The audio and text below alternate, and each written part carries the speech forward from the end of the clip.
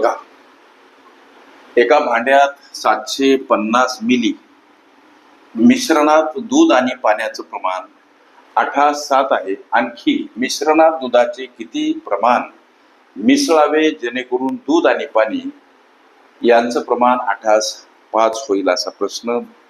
मिश्रण गुणोत्तर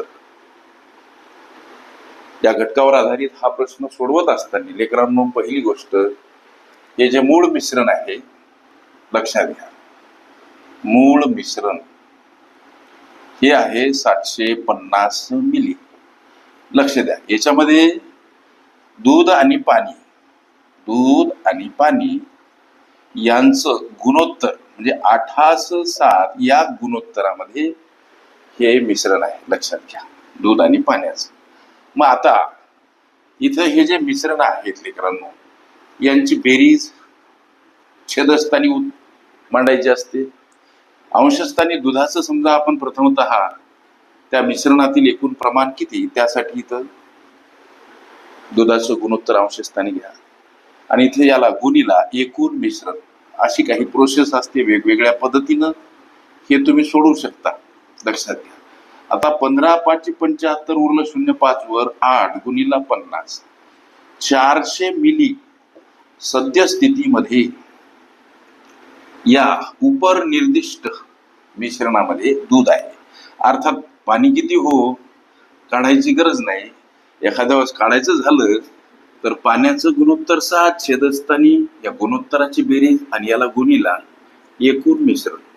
हा भाग 50 न गेला 7 गुणीला 50, 350 येतेच. ते काही प्रश्न नाही. प्रश्न विचारला काय आपल्याला, प्रश्न गणित म्हणते की मिश्रणात दुधाचं किती प्रमाण आणखी मिसळावं जेणेकरून दूध आणि पाणी यांचं नवीन मिश्रणात गुणोत्तर 8:5. आता याची मांडणी लक्षात घ्या.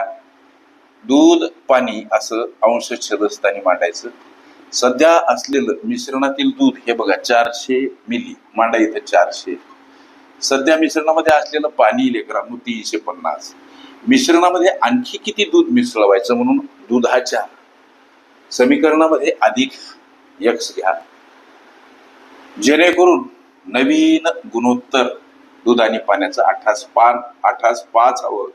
अशा पद्धतीची ही मांडणी करत असताना त्रैराशिक पद्धतीनं अर्थात तिरप्या गुणाकारानं सोडवून 5चा या पदासोबत 8चा या पदासोबत त्रैराशिक पद्धतीने तिरपा गुणाकार म्हणजे 5 सोबत हे 400 अधिक x गुणीला स्वरूपात इकडं 8 सोबत 350. लेकरांनो, 5 कंसातील पदाला गुणीला 5×20 म्हणजे 2000 हा गुणाकार आणि 5 गुणीला x काय तर 5x हा गुणाकार किती सर, तर 8 0 0 8 5 40 0 8 4 4 8 3 24 आणि 4 28 म्हणजे 2800. या 5x ला एकटं करा. 2800 कडे जाताना 2000 वजा स्वरूपात का मांडावे लागतात. संख्या परस्पर विरुद्ध बाजूने जाताना एखाद्या पदासोबत अधिक असेल, वजा वजा असेल अधिक, गुणीला असेल, भागीला भागीला असेल, गुणीला अंशस्थानी असेल, छेदस्थानी असेल, अंशस्थानी मांडावी लागते सर. मग आता 5x बरोबर ही वजाबाकी 800, x ला मोकळं करा, एकटं करा.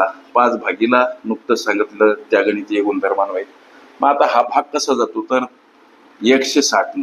याचा अर्थ 160 हे x चं व्हॅल्यू आलं. हे बघा, हे तुमच्या प्रश्नाचं उत्तर. अर्थात मिश्रणात दुधाचं प्रमाण किती मिसळावं म्हणजे नवीन मिश्रणातील दूध पाण्याचं प्रमाण 8:5 होईल. त्याचं उत्तर 160 मिली हे तुमच्या प्रश्नाचं लेकरांचं उत्तर. ओके.